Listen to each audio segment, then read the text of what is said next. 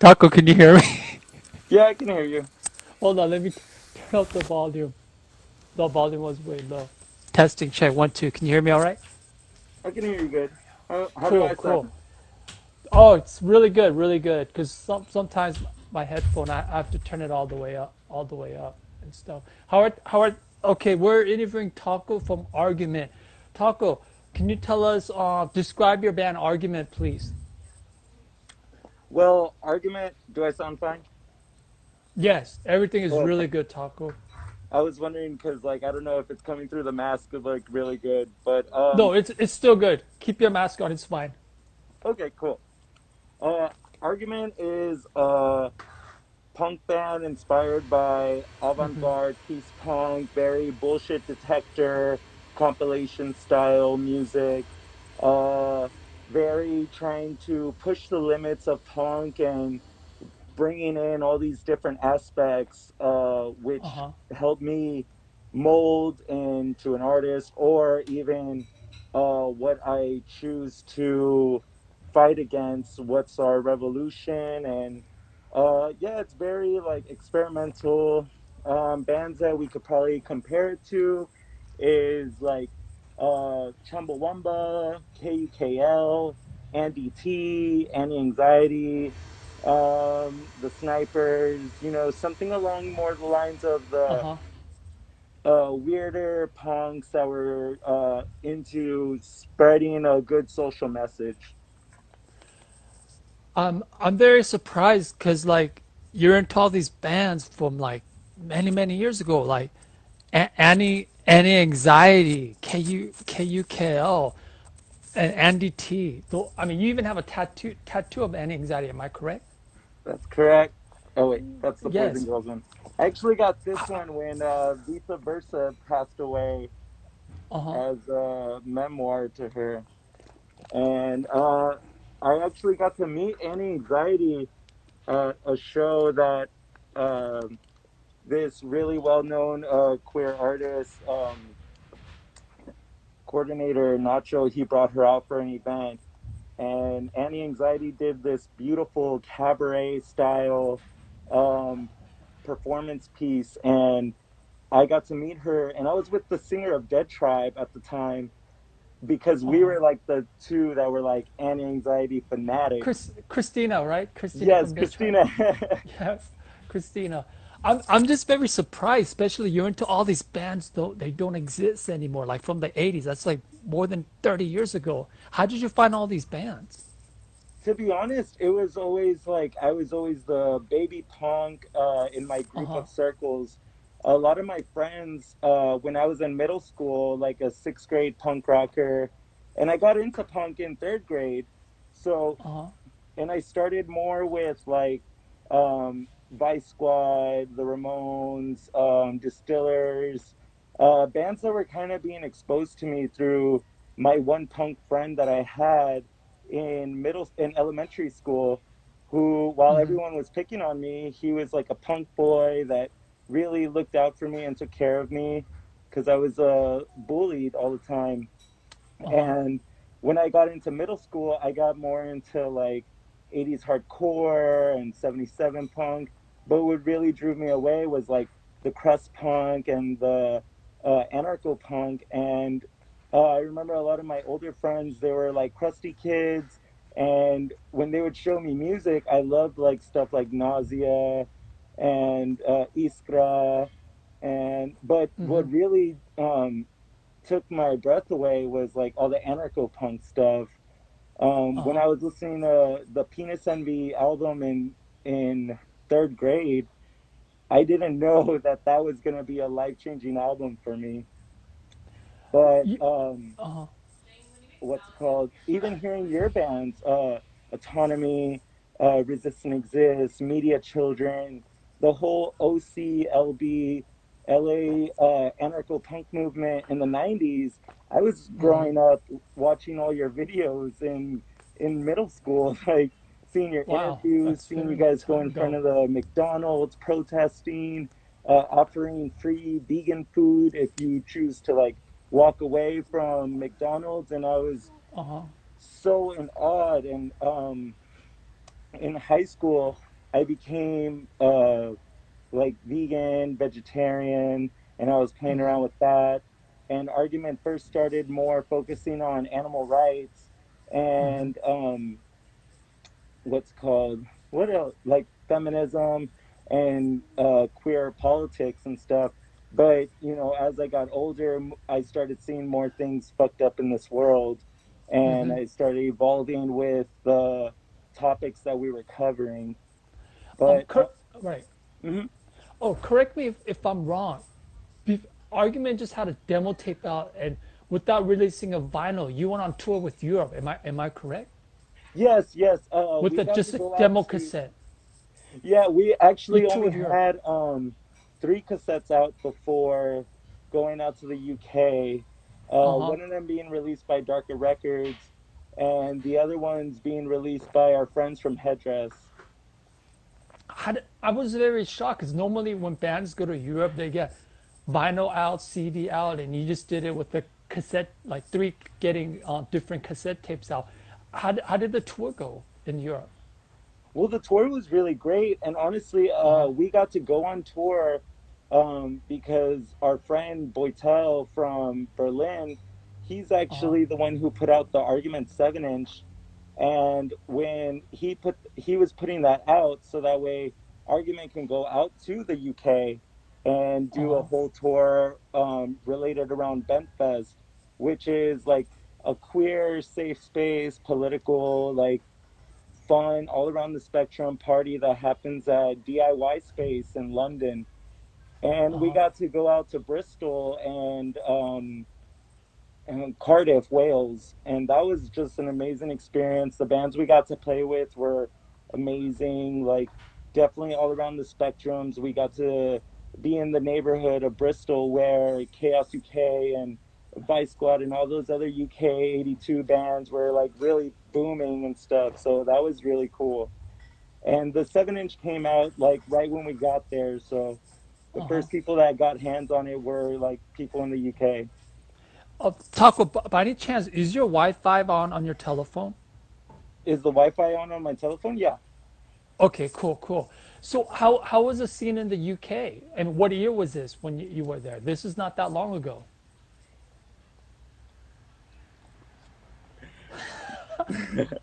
Ta-da!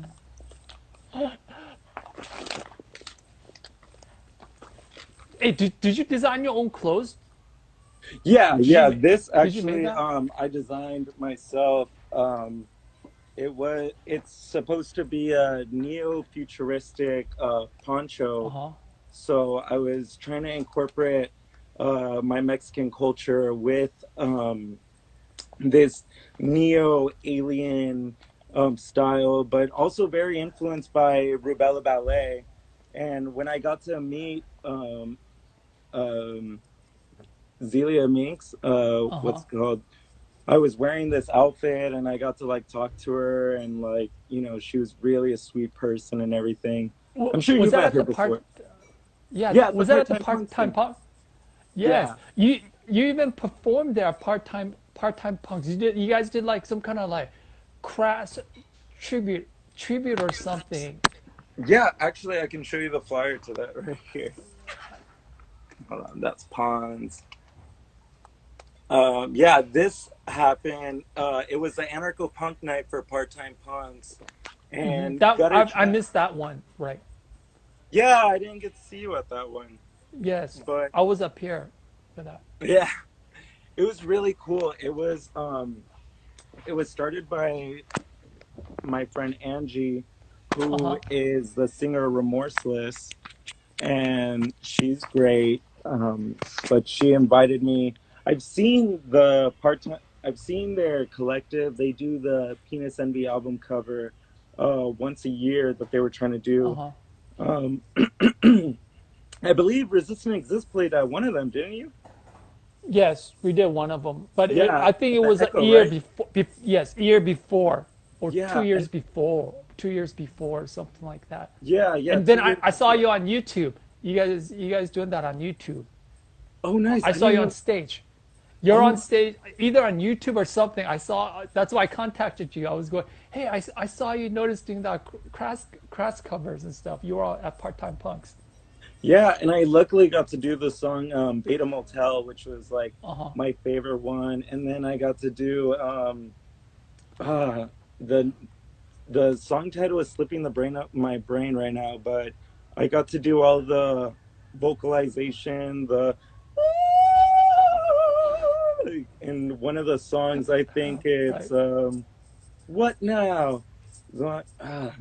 The very poetic song and everything. But it was cool Uh because huh. everyone that was in the band were in other bands, and it was a real big super group.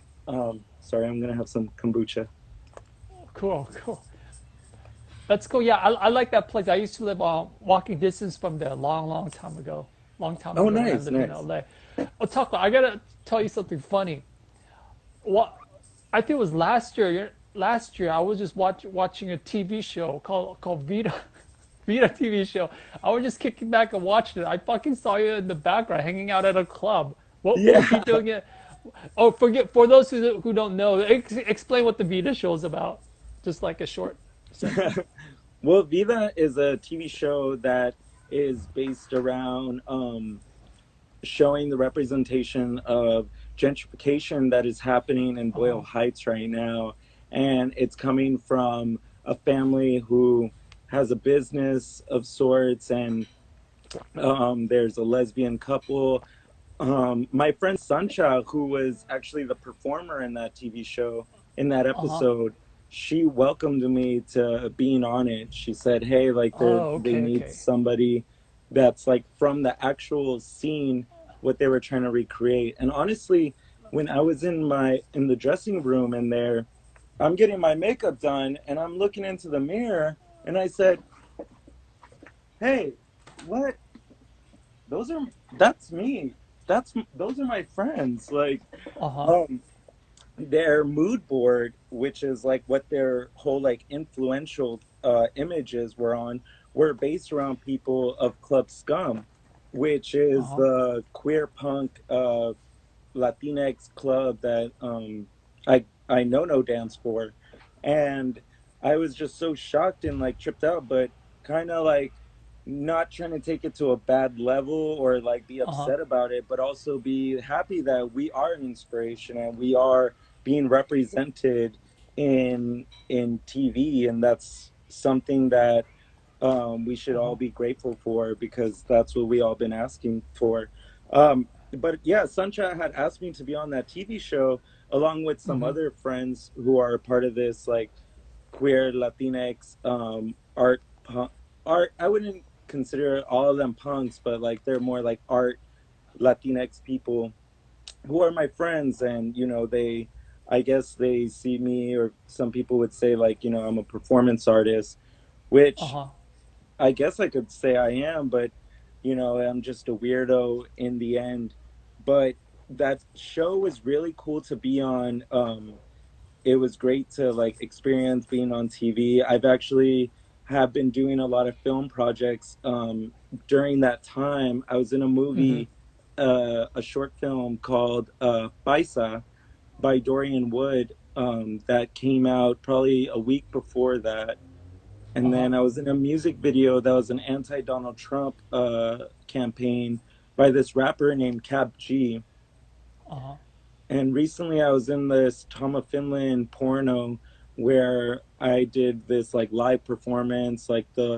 It was for men.com, which is Uh huh. a famous gay porn site, and Tom of Finland. And I got to perform as La Pregunta, and everyone's having sex around me while I'm like performing and doing a show and acting Uh huh. crazy. Yeah. Wait, the club, the queer punk club in LA. What is it called again? Club Scum. You danced and performed there, right?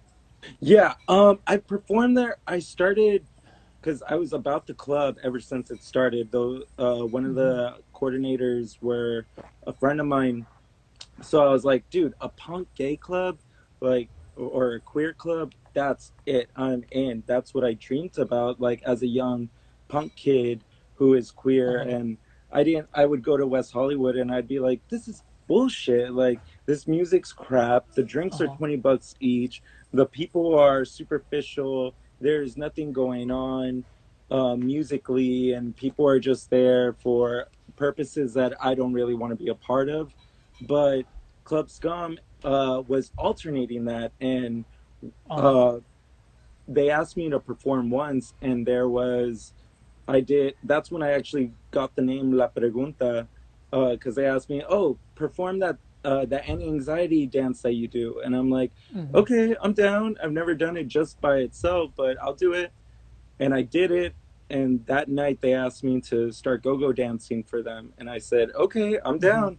So I started go-go dancing, wearing mask and an apolitical cut-up patch covering my body, and Mm-hmm. um, always creating these different looks and costumes that Club Scum kind of inspired me to do, because the drag performers there are not your Mm-hmm. cliche drag performers. These people are ripping off their faces, injecting a needle and like drinking their blood. Mm-hmm.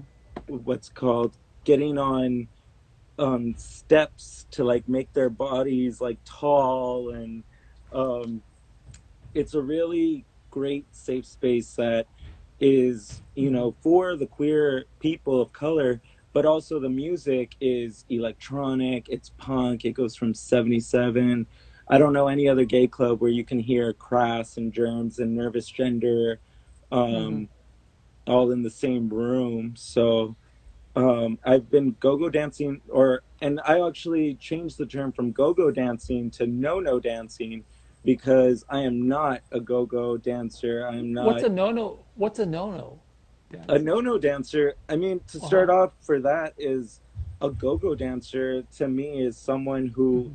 is in a sculptured body, waving around Uh-huh. their genitals, and getting all the tips that they can, and not Uh-huh. just dancing to the music as if they don't care. But Okay. no-no dancers is a creature that I kind of created, and now all the other no-no dancers at Club Scum are referred to as no-no dancers, Mm-hmm. and we are kind of like the opposite of a traditional go-go dancer. Right now, Mm-hmm. currently, our other no-no dancer, she's a trans woman, and she is Mm-hmm. very beautiful, and she has her own style of Uh-huh. glam. And then I have, I'll eat blood packets and spit it out at a good point when people are like, what the fuck?" um just I kind did see, right. I did see a couple of video you posted on your Instagram, a one day story, wearing like crazy outfits and huge costumes and stuff. I remember that and stuff like that. Yeah, definitely. And Scum really helped me start off pushing myself out of just doing music, but getting into more like the performer side of my life that I wanted to tap into, but I didn't know how. Oh, Taco, earlier you were mentioning about Boyle Heights and the gentrification of the Vita show and stuff. What part of Los Angeles do you live in? What part? I live in I live in Huntington Park, and I got a little hesitant Wow, to Huntington say Park. Uh-huh. because of gentrification. I'm worried that people from all around the world that are having higher wages of rent wanting to come Uh-huh. to an area like this neighborhood where it's very affordable and it's very family based around Latino people. It's very lower middle class generalization of people, but it's a lot of families. And I actually work right in my neighborhood too. Huntington Park is located. It's like right next door to South We Central on heading the That's side. crazy. We used to have an anarchist center there in 1993 in That's the Huntington year I Park. was born, That was fucking very long time, but it just crazy because 26 years Nazi, ago. yeah, you could Google search this. You could Google search Tompkins Square riot in New York. Punks in the late 80s from New York was protesting against gentrification. They would have a huge banner. Gentrification is class war, and fucking one other guy's a black bloc with a black flag and a huge banner. These are punks from New York protesting gentrification in the late 80s. This could be 88, 1989. I got to talk to Neil from Nausea because they're Well, all yeah, there. that was the one that Yeah. Nausea played at, right? No, oh, they did a Rock Against Racism show, but there was a Okay. Tompkins Square riot, and there was a gentrification protest. But the thing I want to ask you is, due to all this is hitting now and stuff, and especially in LA, is it better, in your opinion, is it better to protest a business that's there or protest the real estate building owners, the people who own the building who jack up the rent? Or is it better to protest, like, example, like they get a business to move in there, like so do you know what I'm saying? Or Yeah, like, yeah, should we blame the renters who are opening up the coffee shops or willing to let people in yeah, the? or the It's kind of owners, the building owners, real estate, the people who actually own the buildings? What right. is your opinion? Well, my opinion's pretty broad spectrum, and going along with how the people who are selling the building are Uh-huh. really just trying to make their coin out of it, and they don't care what goes in there. It could be a crack house for all they care, or it could be Uh-huh. a small business and they don't care, or they could be something that's harmful to the community, but honestly I don't think they Uh-huh. care. But I think it's a little bit of both sides, and we could Uh-huh. blame the people who are trying to bring in their businesses, but we also have to look at the people that are owning the businesses. There are small businesses that are coming out from people that come from no money and are Uh-huh. trying to make a living and trying to provide for their family. And then there's a lot of businesses that are popping up that are people that come from money that are just trying to collect more and then even change the neighborhood, bringing in different people to come inside, with what was going on with Boyle Heights. And that started happening a little bit before I even moved to LA. But, a lot of my friends were a part of the anti Boyle, like Boyle Heights gentrification movement. Uh-huh. And, there was coffee shops that were popping up. There were small little shops, but there's actually some new stores that opened up in Boyle Heights that are run by POC queer people that are Uh-huh. from the neighborhood. Oh, So, okay. and some people will try to attack them too. But Oh, it's like, wow. hello, they're from the neighborhood. They Uh-huh. are just trying to keep the neighborhood within its own community.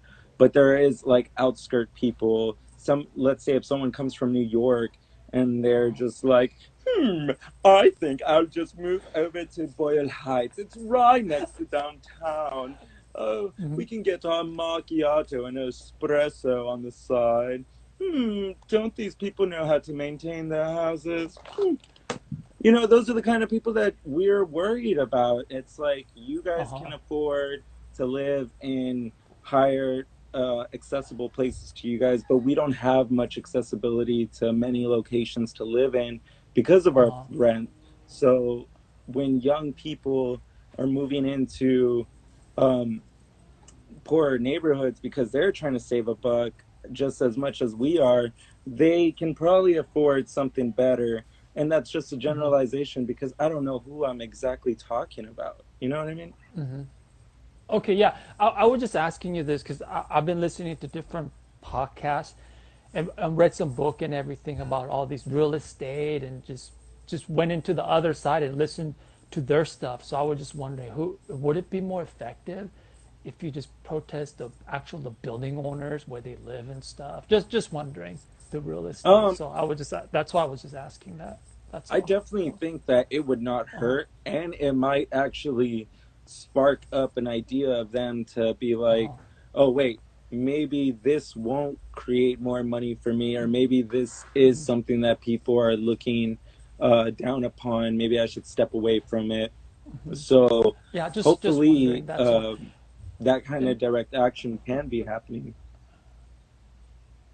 yeah, because I was thinking, man, business, they could always rent it out to next people. If next business goes, another one could come, and they would always have control of the rent and everything since they own the building and stuff. Okay, and back to the whole your band and stuff. Tell me about the whole punk scene in LA. What's going on before all this happened? What's been going on with the punk scene? Well, let me tell you. All right. I definitely feel like I get to see a lot of things that are going on in the LA punk scene right now because, Uh huh. I live so close to downtown. I'm 10 minutes away from my partner's business, Descontrol Punk Shop, where we do get to see a lot of people come in and out all the time. Excuse me. Um, Uh huh. but and we have great places. We have very limited places, but great places that we get to have our DIY shows at, like Rec Center and Traumaville. Those were the two main places that we had last left off with. It's really sad to not be able to be at punk shows right now with all my Uh friends. huh. But LA has really been putting it down with a lot of great punk bands coming out, a lot of great hardcore. And the last show I went to, it was with Ricky and Strangers and Spectress, and who else played? There is this other band that, oh, Loverboy, who's Izzy from Smut, his solo Uh project, huh. when he's doing like more like the Cure style stuff. Um, LA punk is very united, if you would. Everybody knows each other, everyone's a friend to each other.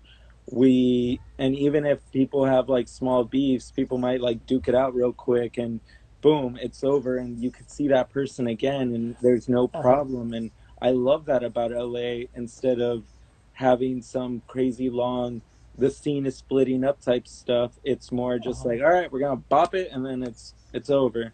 Luckily, I don't ever have to get involved in any of that stuff because people are nice to me and I'm Uh nice to huh. people. But it's a very strong community, and there's a lot of raw punks. Hmm. There's like anarcho punk still going on out here, not as much as it was happening when we were doing the peace punk gathering a few years Hmm. ago in Hmm. 2018, I believe.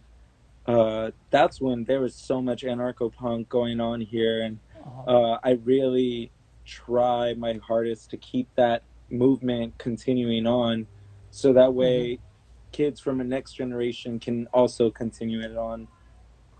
Oh, and last year you just played at the Anarcho Gathering in Pasadena a couple months ago Yeah, yeah, with headdress and stuff. Is there any other anarcho band we should know about? Because I haven't lived in LA for 6 years, yeah. so Well, I'm like out of touch of LA. Dead Tribe, because like Christina and stuff, and I think Dead Tribe has played with Resist and Exist before, right? Yes, it's a while back. Yeah, so there's Dead Tribe, there's Headdress, who are our soulmate band that we've played with so many times with, and they've really helped us out a lot, from Hmm. recording to booking us to sharing equipment with us because we never have our own gear. Um, Uh huh. and one of the bands that, oh, and Remorseless, which was happening, which was a very rudimentary P9 meets Christian Death style anarcho punk band, I with heard them. Yeah, queer I heard members. good things about them and stuff. Yeah, Remorseless is one of my favorite bands. They really wowed me all the time I would see them. And another band that just put out their new 12-inch P22, they Oh have, yes, I saw them once. They were good. They did yes, Chumbawamba cover when I saw them live. They were yeah, when really good. I saw them at, P22 on Bandcamp. Check it out. yeah, P22, also on YouTube. Their Human Snake LP just came out. It's really amazing. I would really suggest you to watch it or listen to it. They also have practice tapes and demos on YouTube. When I saw them at East 7th years ago, I think 2015 or something, Uh um, huh. they played with a touring band. I think it was Eurochromes or something like that. But I saw them and I'm like watching, I'm like, whoa, what is this? And then they did the Chumbawamba cover, and I was Yeah. like, ah, like going insane. Like, ah. back to So, argument.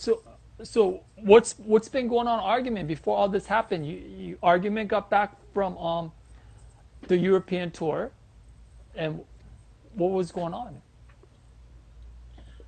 well, Argument actually came back from the UK in what time was it? It was the end of May. I went to Japan to do a La Pregunta tour for a week, and then I came back to home for a week with my roommate Drew, who's watching now, and and I came back home for a week and went back out to the UK for a week, and that was intense. After we came back, our bassist Jaden, he he moved to South Carolina to go work at uh, a national park because he's like our nature boy. He's a very environmentalist punk. He's he went out there to go work and go to school, kind of stuff, work, study, vibe, Uh huh. and he was there for 8 months.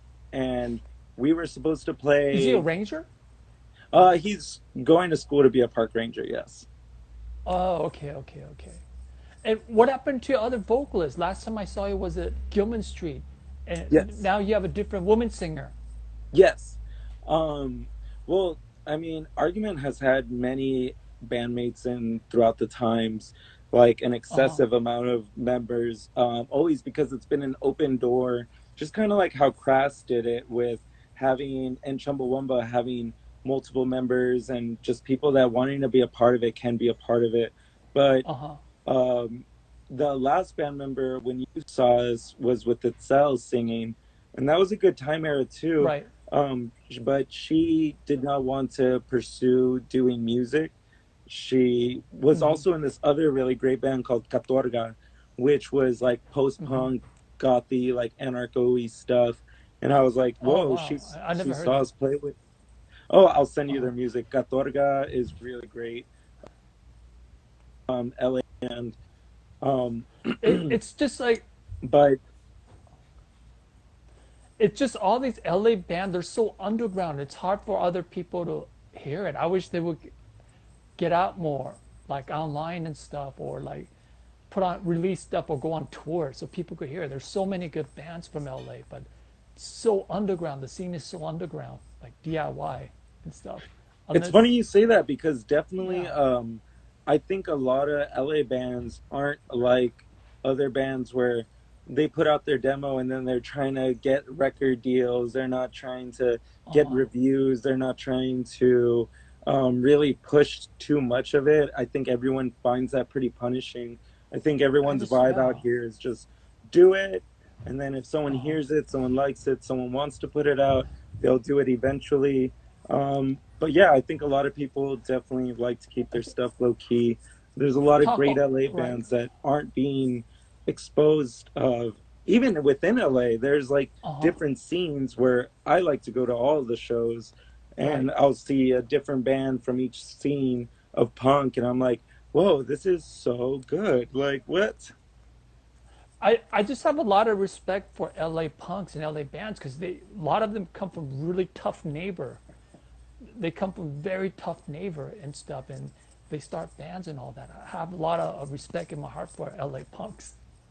Thank Also, you. since I used to live in LA, I saw all that. All my friends and everybody I knew come from a really hardcore tough neighbor, and people don't know that LA punks grew up really tough and all that. The struggle and everything. That's why I like to see more of these bands go out. But since you toured, tell me about the punk scene, like in Europe and Japan. What's the difference with the California, like It's European punk scene, Japan punk scene? Like since you toured, tell us about the differences. Well, Japanese punk scene was 100% welcoming, Uh huh. 100% supportive, 100% open ear. It seemed like they were, when they say the show starts at 7, the whole door starts getting, everybody walks in at Really? 7 exactly. And people that like housed us, like Yagi and Takashi. Takashi does Black Hole Records, and Uh huh. Yagi's in this political punk band from out there called Unarmed. And a lot of the people that I met out in Japan were Mm-hmm. just so willing to show us everything and so willing to kind of open their doors to us. And I Mm-hmm. got to actually play three shows out there in Tokyo. The first night was an art show with my Mm-hmm. partner from Descontrol and one of my roommates, or how, Oh yes, like, he was, I met your partner a long time ago yeah, yeah, with this control. Yes, I like that shop. Yes. yeah, yeah, No, I'm yeah, not gonna talk about yeah, that. No, but this control is a cool shop. yeah. I'm not Descontrol's gonna. great. I Yes. do support my partner's business 100%. Uh huh. It's still standing strong. They're also not open right now because of the COVID thing. So if anybody out there is trying to purchase things online, support Descontrol, your Hey, local LA punk shop. so what's But going on with the rent and everything with this control and all that because of this COVID thing? um, honestly, I think he might be okay with me mentioning Uh it huh. because it's a pretty shitty Because situation. They have not Oakland, been able. Oakland had a rent freeze. I think they don't have What? to pay. Yeah, you could Google it. Oakland had a thing. You could pay rent way later on. Does LA have that right now, like a rent thing? No, no, no, But no. you have to pay it later, way later on. LA doesn't have that. Then No, LA right I now would is think LA has that. You would think, Wow. but no, LA right now, and Uh huh. honestly, Descontrol is built right next to East 7th, where the landlords But my are, buddy Bungie, yeah. yeah, you know, Bungie and Austin and Yes, stuff, Austin. like, Yes. the great guys, I love them. Uh Um, huh. but their landlords were really trying to get money out of them, and uh, when the first month happened, trying to protest it, go against it, go for a rent strike, but then there was like a Uh miscommunication, huh. and the slum lords were really like, no, like you're gonna pay it, like or else, and they ended up giving them a 25% discount. That's it, but if they keep on just Wow. getting the 25% discounts for God knows how long this will last for, I don't think it Uh will huh. equivalent to the business flow coming in because it's not accessible to anybody really. No one can really go inside the business, but hopefully things get lifted up soon so they can start opening the doors to the public again. Uh huh. But And also did available this? online. Oh yeah, yeah. I was gonna say that this control is also on Instagram. You could do that online. So yeah, I always stop by there every time I visit Bungie and Austin on East Nice, 7th nice. Street. Sorry, every time I mention their name, they make me laugh. Yeah. But yes, okay. So how about the you talked about Japan punk scene? How about the Europe, the punk scene in Europe? How's the Europe punk scene? Because all I know is The about the Europunk '80s scene punk was scene in great. Europe We for got now. Yeah, and honestly, when we went out there, we were so ready for that whole Hmm. like UK 82 style looking punks and the anarcho punks. We're looking for them. We're just like, where are these punks? Like, but punks don't look like that out there anymore, or at least from the scene that Really, we went out to. they Everyone got old. was They got old, or there was some older punks that we were hanging out with, and we were uh also huh. hanging out with a lot more younger people, people in their 20s and stuff. Um, but yeah, everyone's more casual, very casual looking. No one's really like extreme, studded out leather. We weren't Hmm. seeing any of that, and people that were Wow, in punk interesting. bands and really into like cool punk stuff that's happening right now, they weren't looking like that, but we did stay in a flat close by the Poison Girls house, where all of them were living and everything. So that Uh was huh. really cool. That neighborhood was like supposedly the ghetto, but I walked down my neighborhood and I'm like, I don't think this is the ghetto. I I don't think there's ghettos anymore because everywhere got gentrified. Even like New York, Thompson Square Park, everywhere and stuff. Pretty much everywhere now. I even heard like England, like some part of England was really fucking crazy and tough in the '80s too. But that's all changed. I think pretty much Yeah, everywhere my now. our buddies took us to the area where the Sex Pistols and all them were from and everything, and it was Uh like by huh. the Chinatown area, and it was like so not what I was expecting, where like the punks were from and everything. It seemed very like new Hmm. shops popping up, and it was a lot of like glow. It was a gay district too, so I was like, oh, I thought this would be cool, but it just wasn't what I was expecting. But the band Livid from out there, they housed us, they took us on tour. Um,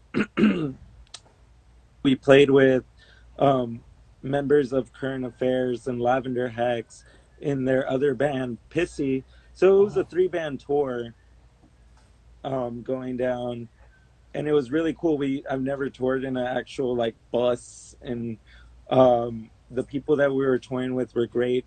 Weed was not accessible to Hmm. us. Everyone in Argument are potheads. Like we all rather get high and smoke weed Uh huh. than drink beer. Like our that's our revolution. But so the weed thing was kind of hard. Hmm. Alcohol was really cheap. The people there were very politically correct. Um, there was even like at the festival we played, there was a room where if you have anxiety, you can go inside that room. It's a quiet room. It's a little safe space. Um, and nobody Hmm. dances out there. I was expecting people to pogo, kind of give me something good, but Uh huh. everyone was kind of just like they watch the band and they'll nod their head and they'll clap at the end. And I was like, man, guys, when we play, we gotta like tell them we want you to dance, we want to see action, we want Uh huh. everyone to feel it. And we did that call. I remember asking everybody, like, all right, everybody shake it up now. But no, everyone just really preferred to be chill. But that was fine for the people that were in the crowd in wheelchairs because there was multiple wheelchairs, Oh wow. um, That's cool. and people that just didn't feel comfortable being bumped into by a male or female or vice versa or whoever, you know. And But I have yeah, a question. Did you say there's like a anxiety free room at a punk show? Like a yeah, room where if you have anxiety, you just go. Describe this room? Is it like no one's in there? Is it for meditation or what? it's for meditation or relaxing, getting on your phone if that helps.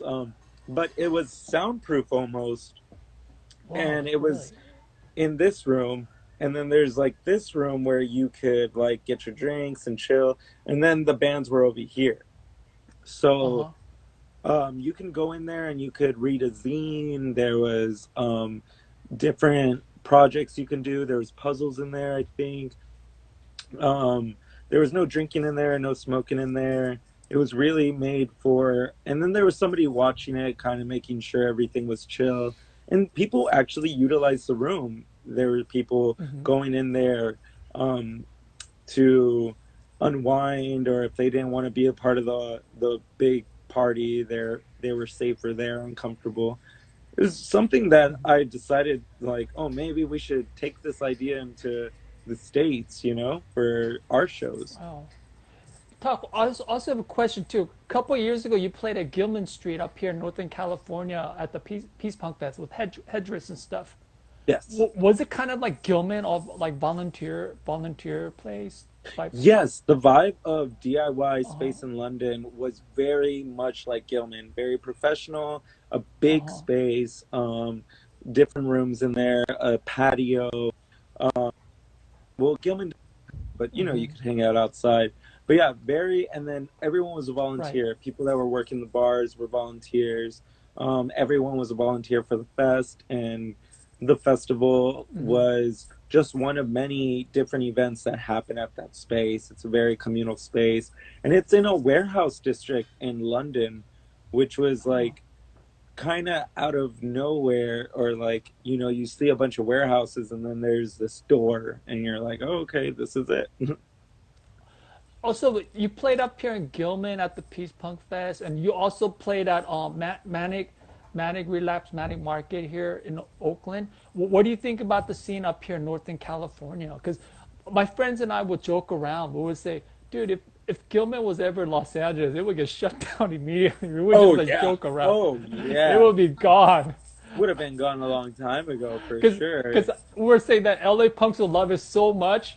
If Gilman opened, they would just go crazy and go, We'll we gotta enjoy destroy this that before it gets shit. shut down. Let's just fucking destroy it right now. Yeah, they would literally destroy it, Because honestly. they will And love it. So yeah. yeah, and I love the North California punks. Uh-huh. Hi to all like my North Cal homies, all the San Francisco and Oakland homies, San Jose. What's up, y'all? Um, but I've always been very welcomed in Northern California. That playing the Peace Punk Fest out there was really great. That's when I got to see Mystic Priestess for the first time, and I was like, "Whoa, what?" And I remember turning to Katie, like, "Katie, who are these people? These are your friends? You know them?" And she knew them, and she was like, "Yeah, they're Uh-huh. great. Like, you would love them." And I was obsessed for a while after leaving that show with them. I had listened to them every day. So fests like that was really eye-opening to see bands that weren't being put onto the Manic Relapse Fest list, or they were like in another scene and everything that I wasn't getting exposed to, but seeing them was something awesome. Um, and I believe Corrosive played that night too. They were really great, and you put together that fashion show for Audrey Thunders, and I got to be a part of it for the first You time. were part of it in the Pasadena one too, remember? Yeah, Other yeah, one. that was awesome. And I'm very anti-fashion. I'm like, but yet it's fashion, but it's not at the same time. I think it's was really cool to see like a fashion show, but making it punk. And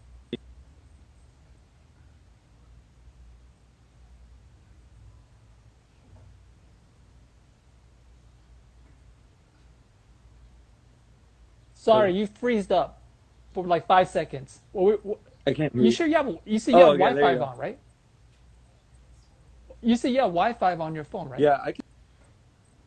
Okay.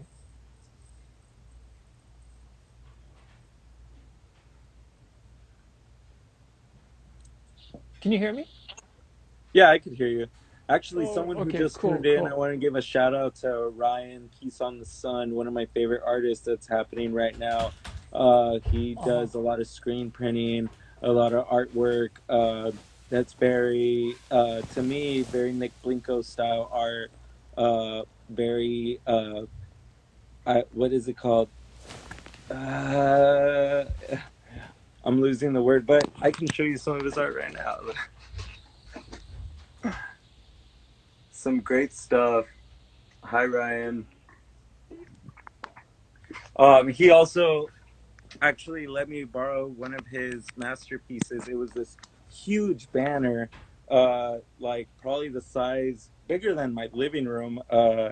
It was a huge floor mat banner that he loaned to me after doing an art Uh-huh. show at Descontrol, and was like, and I asked him like, hey, I'm about to go to Japan, like I want to take this and like use it as a layout, make a whole stage out of this banner, because it had a bunch of his art like put together in it.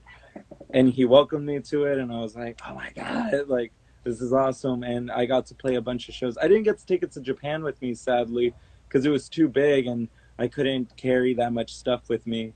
um all of my music that tour, I just used a phone, and I plugged it in with the backtracks, and I just sang over it. Couldn't really take much. Taco. So besides the band, what do you do for work just to survive and stuff? For work. For work, aside Uh-huh. from doing Club Scum, which is like my once a month pride and joy, but I also service people with intellectual disabilities. I work 2 blocks away from my house, which is beautiful now. Wow. That's But awesome. yeah, Wow. so great. My commute's awesome. So what do you do? I'm a job coach for people with disabilities. So Uh-huh. I pick up my clients, and I have 3 individuals that I take them to this office, and I am in a classroom setting where I have a whiteboard and a lesson plan where it's all in preparation to get them jobs and working in the community.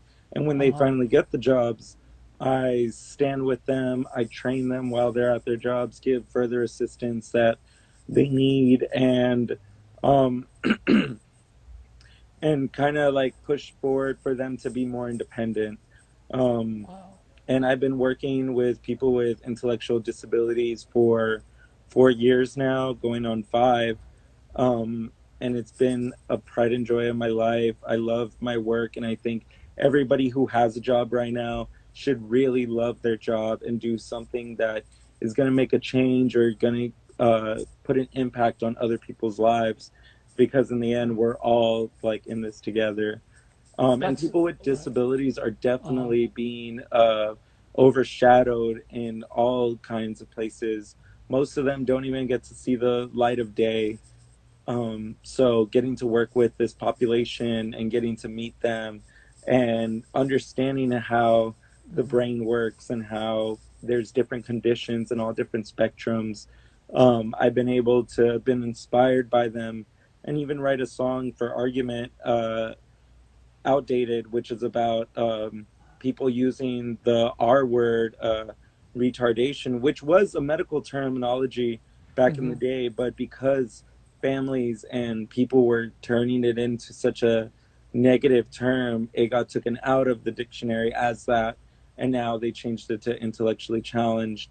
Um, but yeah, and just kind of hoping that people that are actually listening to the words are taking that into consideration. A lot of my friends, they'll be at my house and they'll use the term, the R word, and I'll look at them or they'll be like, "Oh, I'm sorry, I didn't mean to." Like, I don't want to offend you, or and I'll kind of make a point across, like, "Oh, do you mean stupid? Because that's not, it's not the same thing. Stupidity is a choice." Like, but it's been really great to work with people with disabilities, and I really hope that all the viewers and anybody that has a family member that is disabled really encourages them and pushes them to go out into the communities and be known and being seen.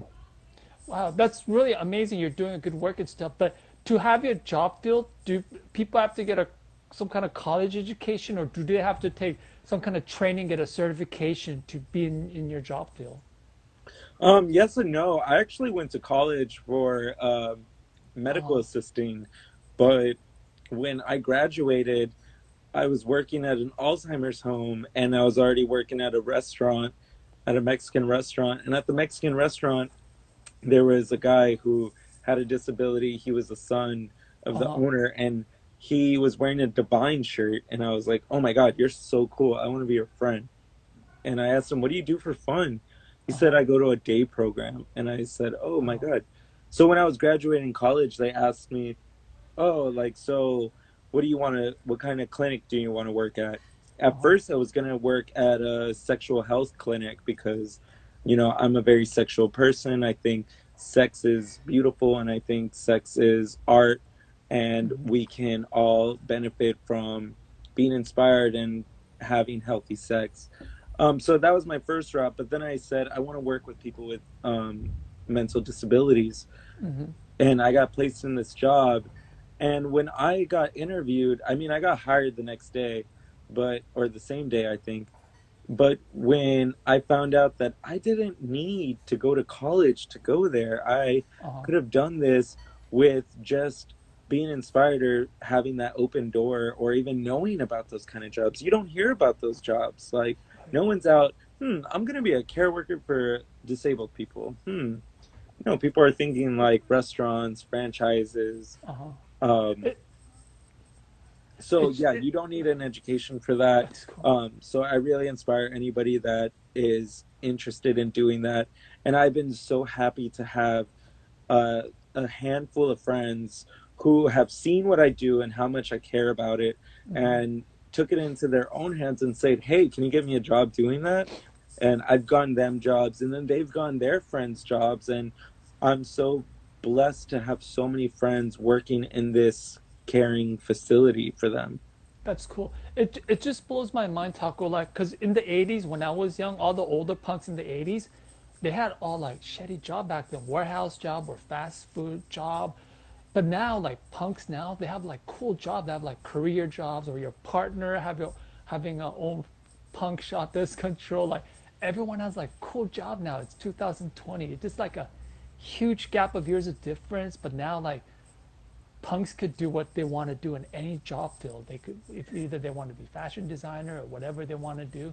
But in the 80s, all the older punks who were older than me, they had shitty jobs, warehouse, fast food, like construction or something like that. But now it's really cool. Like everyone could do different stuff like that. So when this is all over, what are your plans? Any festivals coming up, or because I know there's gonna be no shows this year. Everything's getting moved to. I heard it next year. You know, Yeah, all the everything. fests got moved to next year too. Yeah, I was really sad to not get to go to Manic Relapse this year Oh, were because you ready to go to that too? hello Anthrax UK. I was so ready for them. I was Uh, like really hoping that like we would get a call back to like go to I Manic wanted to see Relapse. Anthrax UK too, man. I really wanted to see that. Yeah, they were gonna be great. I was hoping. And then Ignorantes, which is a Uh, cool tupa tupa band from Chile happening right now. I was so happy to see, ready to see them. But so I guess for right now, um, I can't say that I'm looking forward to anything in particular. Right now, Argument has been on a pause. Our bassist, we practice at our bassist house, Jaden, and his mom is kind of like not wanting a lot of people over right now, which is totally understandable. So we're not practicing at the moment until this all clears up. But me and my bandmate Daniel, we have been practicing and recording La Pregunta. even Uh, now during the lockdown. yeah, during the lockdown, we're Uh, like recording stuff, but it's just me and him, and like okay. we're doing this in a room and stuff. And we're trying, I've been very inspired by what's going on right now, and I don't know how long much longer I'm gonna have all this free time, so I said like fuck it, once a week we're gonna record something.